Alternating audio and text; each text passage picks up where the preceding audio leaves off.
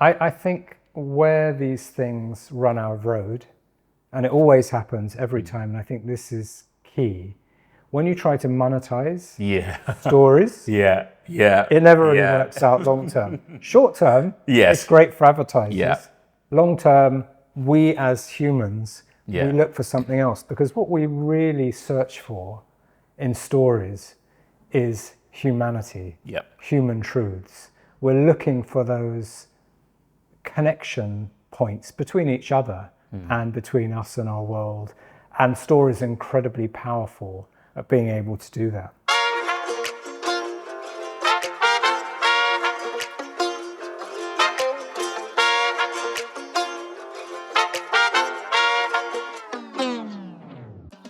So, hey Matt, good to have you here. So you are now the second person who's come on the show, and part of our plan basically to have these conversations with just a small group of people who really will end up giving us really good, interesting insights and different perspective on the parts of Story is King. So obviously spoken with Andrew already.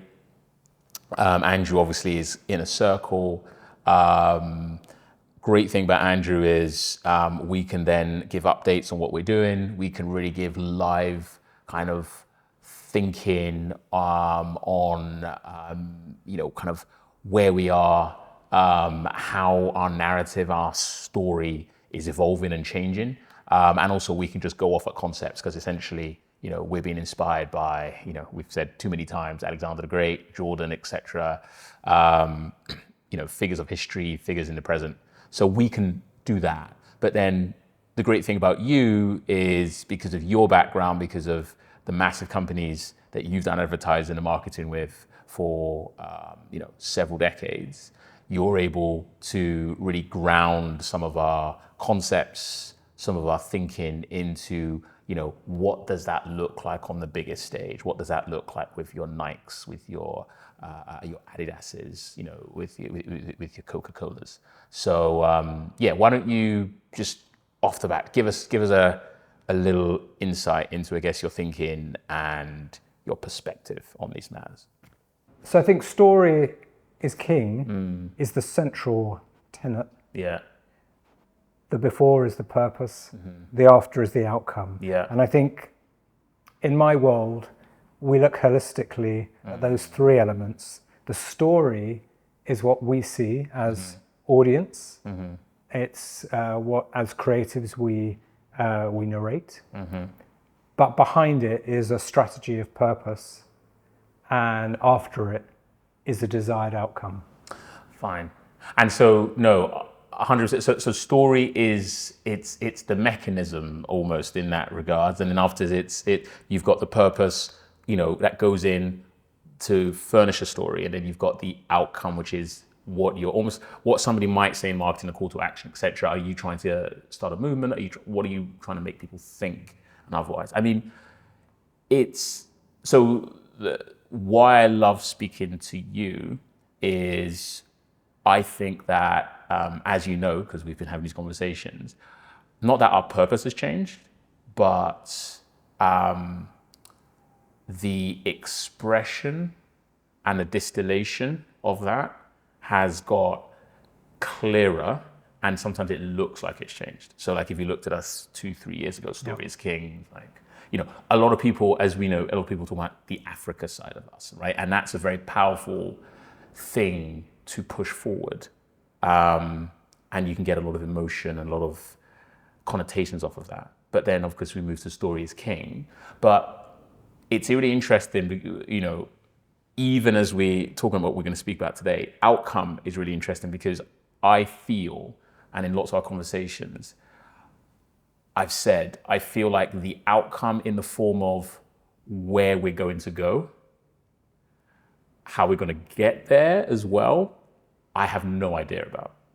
I mean, if you asked us, to be honest, if you asked us even earlier in this year, so a quarter ago, would we be trying to move towards making long form content, mini documentaries, films, otherwise, that would have, I mean, not that I would have, laughed and said we'll never do it, but that was not on our radar. So I think outcome, both in terms of, let's say, the near-term outcome of what we want people to do, click a button,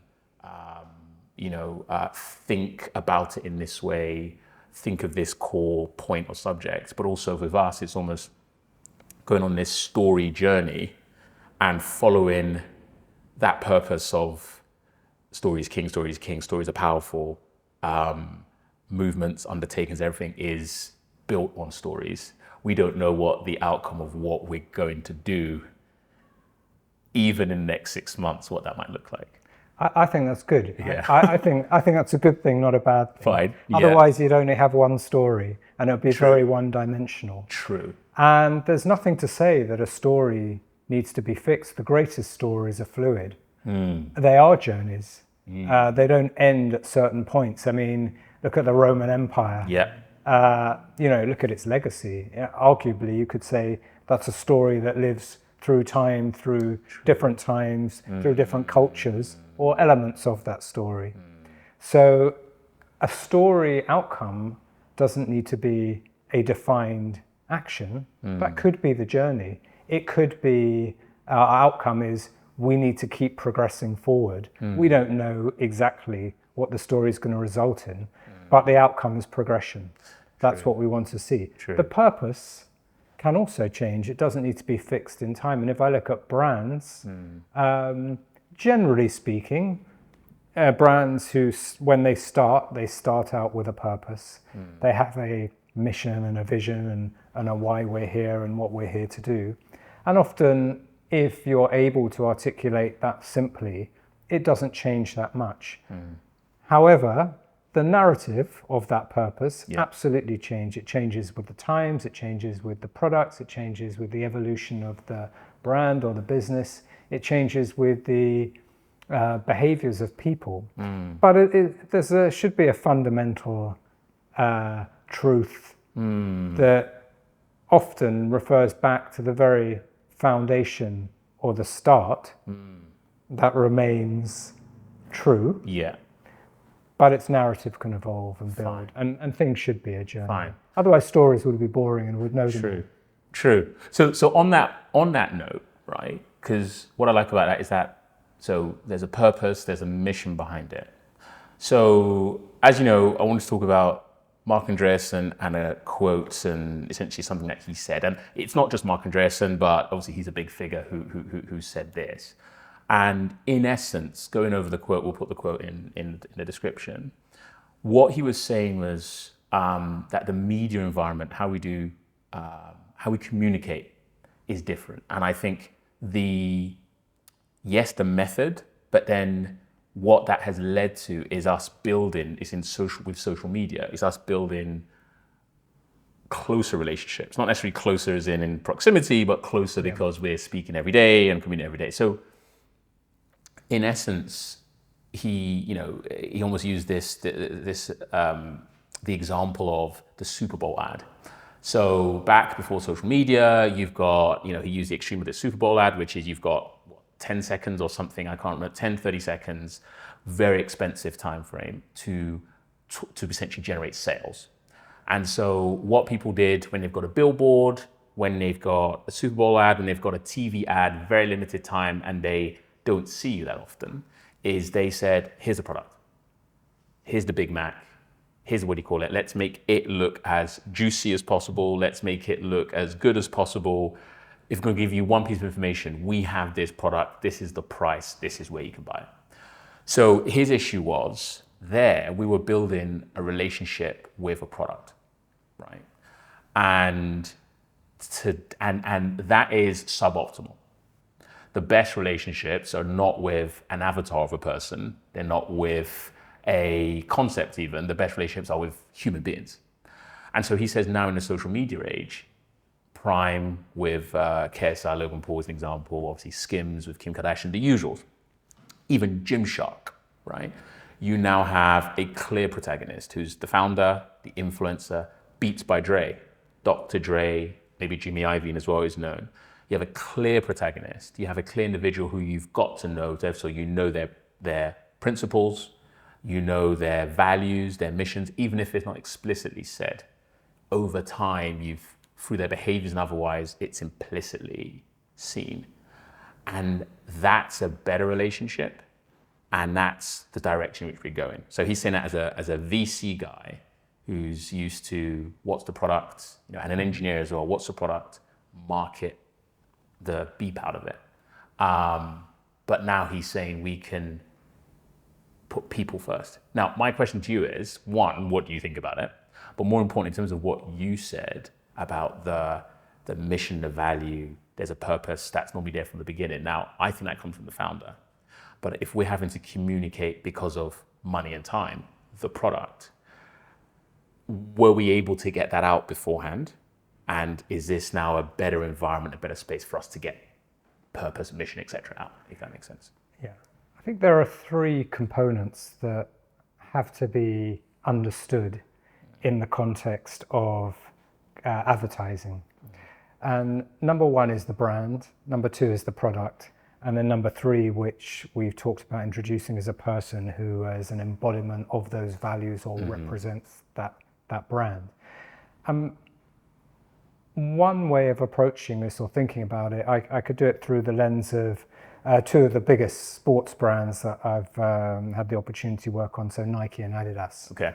And I'll talk about these two because they've taken quite a different approach. And they're kind of enemies. Yeah, they're new enemies as well, but they're two old enemies, let's say.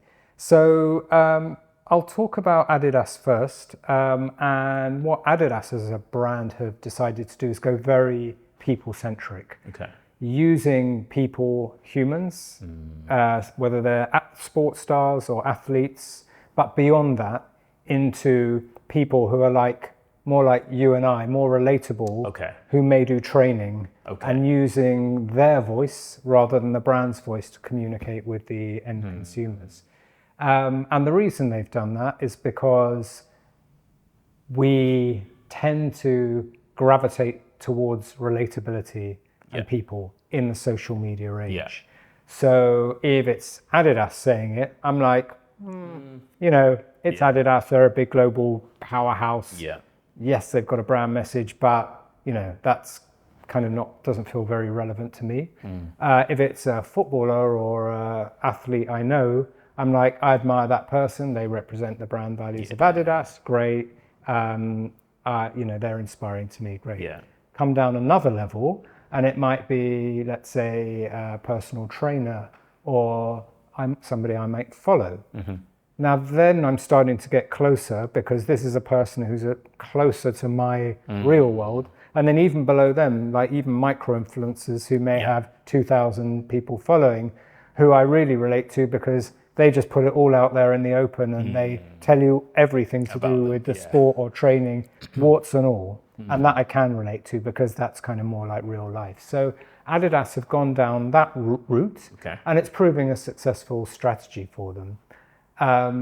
Nike were the most digital sports brand. So they had the data, they had the analytics, they were able, through products and services they developed, to really understand you as an individual, what you engaged with, what you shared, how we could start tailoring sports to you, etc. And started channeling much more kind of one-to-one communications, making it all relevant to the individual. The challenge that they've had, and now they're reversing out of the one-to-one communication, is that the brand has become so dispersed that they've lost the real power and heart of the message of that brand. So they're pulling back now to more of a brand-led, one message to everybody position, and moving out of having to create millions of individual communications for individual, whereas Adidas are sort of going the other way. So it's more about where the brand is on the journey and what's right for them than I'd say we've moved from one era to another era. Fine. I would just also talk about, because you mentioned Beats by Dre, and I think this is an interesting case because that harnessed people to help propel and grow the brand, but in a different way from either Nike or Adidas, who are already established big brands. Because what Beats by Dre did as a challenger brand with, at the beginning, not a great product. Okay. But like you say, Jimmy Iovine and Dr. Dre, they tapped into culture. Yeah.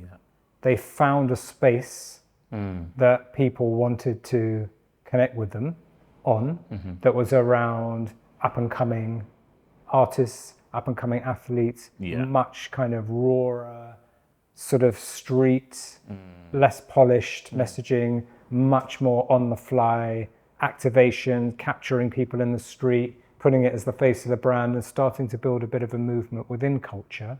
And then it became like a snowball, and that grew with the brand and the business.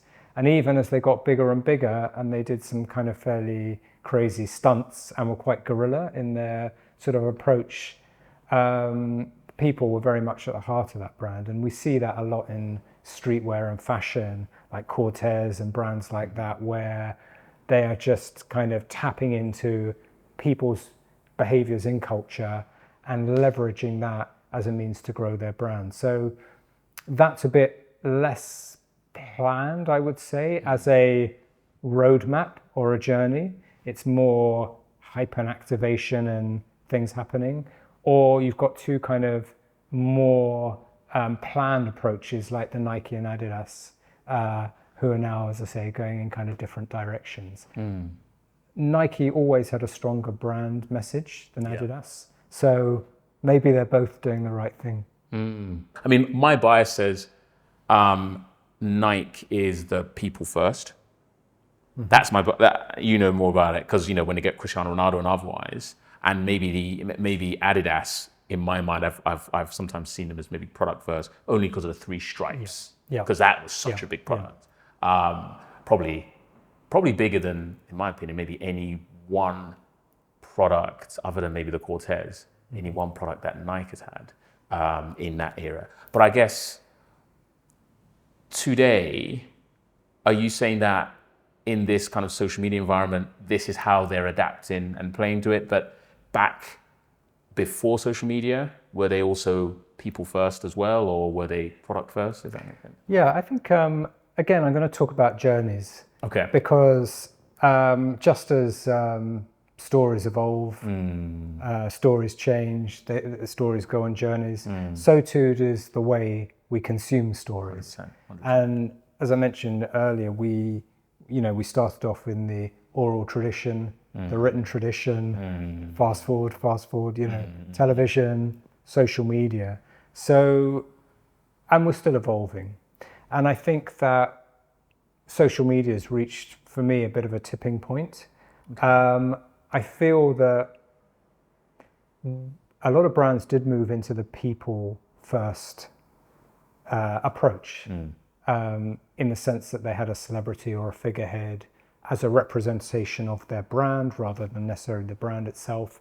But I feel that that's also kind of been there for a while. And I think we're beginning to see now an evolution of that also. And I'm going to use Tiger Woods as an example, because he made Nike Golf. Yes.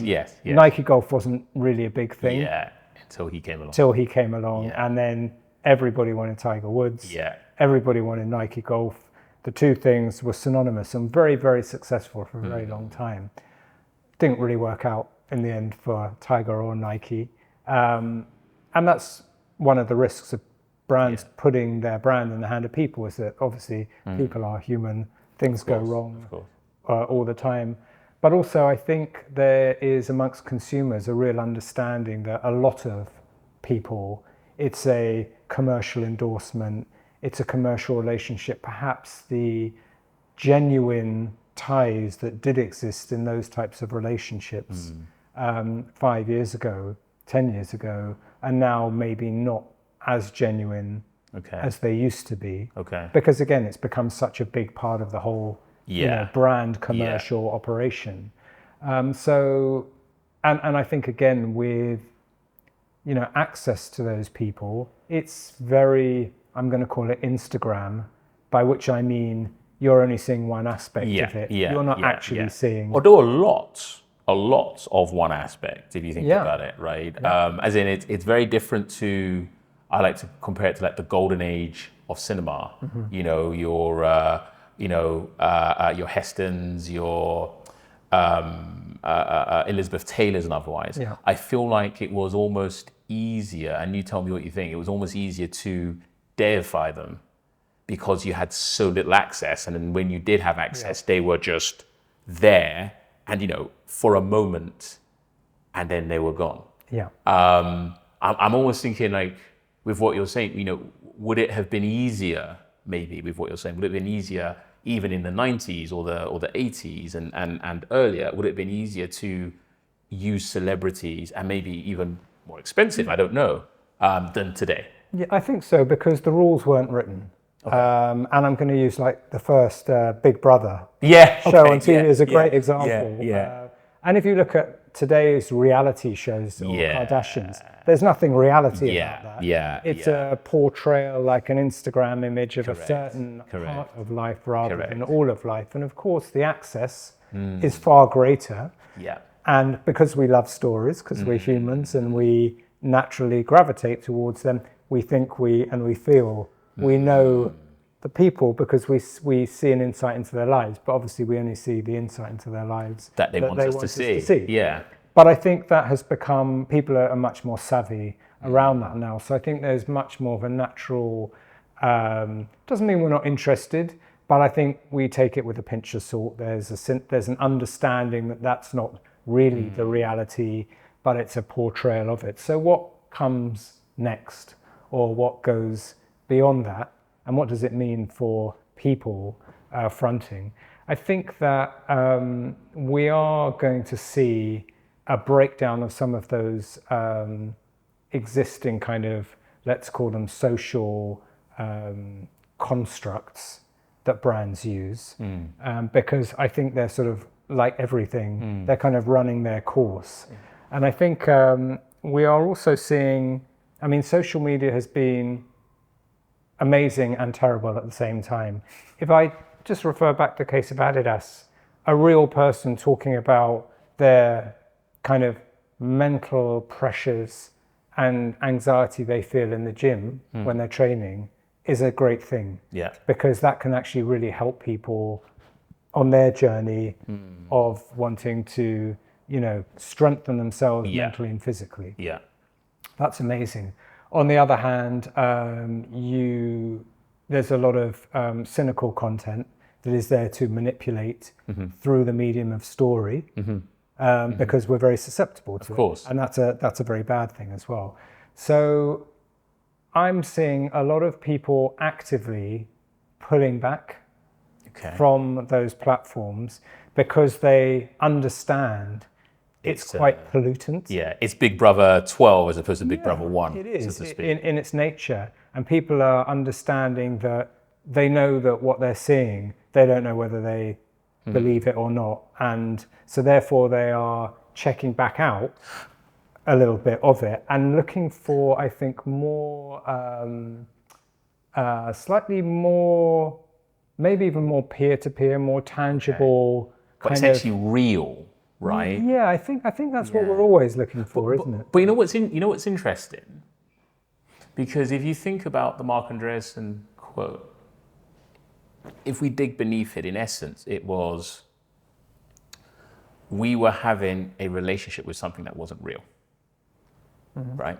Even if it was obviously somebody would probably link the product to some brand value. We use 100%, what do you call it, beef, because of thingy, right? But in essence, that was not real. That was at best an abstract of some values which is what in my opinion a product is anyway. But essentially what you're saying, which I correct if I'm wrong, but if you're saying this, I 100% agree with you, is yes, there was a moment we used Big Brother 1 and Craig winning. I think Craig won Big Brother 1 if I remember. But Big Brother 1 as an example, I remember watching that. That was an experiment and that was absolutely real. 2 was probably real as well, 3, etc. But then, like we always do as humans, we've found a way to capitalize on that. And we've also, which is what I like to talk about, as humans, we found a way to capitalize on it. And also we found a way to shield ourselves, right? And in shielding ourselves, we show the part we want to see, right? Because you want to see a person, here's a person, but essentially we've taken out, or our tendency is to take out all of the authenticity of the person, because those are things that are scary. But to give you a person who now appears hollow, maybe that's extreme, but appears hollow, or at least appears inauthentic. And then surely then we now have a person, but not a person, a representative.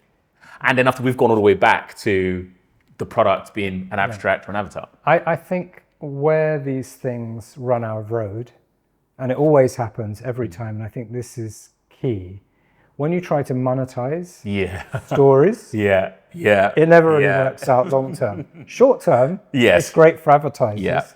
Long term, we as humans, we look for something else, because what we really search for in stories is humanity, human truths. We're looking for those connection points between each other and between us and our world. And stories are incredibly powerful at being able to do that. And of course, once you start trying to monetize that, you lose the value, and then eventually advertisers monetize the hell out of it, and then it's a dead format. Because you force, I mean, would you agree with this? So I like what you said about, you said Adidas, somebody in the gym, right? Yeah. What I really have, to be honest, what I love about some of the Nike campaigns, or some of the, some of the Nike things that are, especially when they use athletes. I feel like, so if I said Adidas, I mean Nike, especially when they use athletes, because they can tap into a real struggle, a real passion and striving, and yes, it might be, if we use Jordan again, in the pursuit of getting his 6th NBA title ring, but that can be some of the emotions and the messages that you say. You're at first in the gym, okay, one more rep, I can do this. No day, whatever message that comes up, these real voices that come into your head, when you repeat those, even if it's, whether it's you're militarily trying to take over the whole of the Persian, the Persian kingdom, or whether it is you are fighting to not press that alarm clock and on snooze so that you can have another 10 minutes in bed. The mental battle is similar. But then when you now try to throw monetization to that, you need more of these messages and more of these people. So you try to find as many authentic people who are going through this battle as possible. And the problem is, a lot of those people, they're going through the battle and want to focus on going through the battle. But then you find other people who are actors, and maybe they're very good actors because they've been through those things. And eventually you get to Big Brother 20-something, and you've just got the people who would say, look, if you pay me money, I will say whatever you want me to say. But I think the problem that we do have is, and this is what we talk about here often, is I think that everyone can tell and when they're faced with it, everyone can see authenticity. Everyone can recognize it, especially in a space or in some subjective realm that they've experienced that.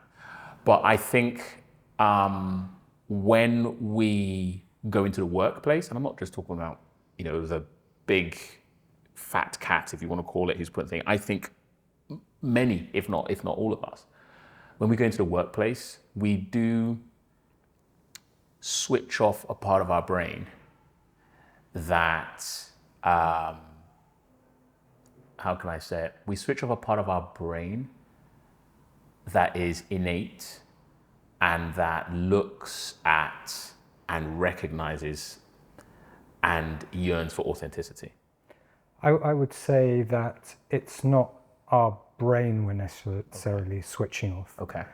I think it's our spirit, actually, that we're switching off. Yeah. Because I think when we go into a lot of these, commercial workplaces that exist for reasons to create capital, to create money, where the purpose is not one that is necessarily for us individually, but where we're doing what we do in life because we exist in environments where you've got to do what you've got to do in order pay the mortgage, pay the rent, or whatever it may be.